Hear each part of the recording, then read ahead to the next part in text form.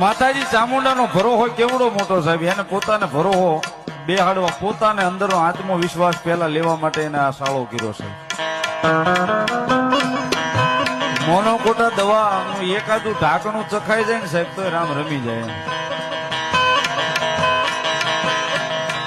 અને ભાઈ બેઠા બેઠા નિરાતે પીધી અને પછી બુલેટ લઈ અને ચામુંડાના નામથી જય ચામુંડા કરીને ઉભો થયો અને પાછો બુજલ મને મળવા આવ્યો હતો એ વખતે.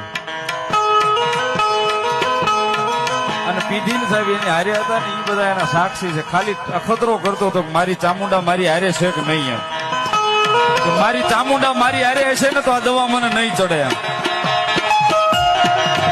આવું કરાય નહીં સાહેબ.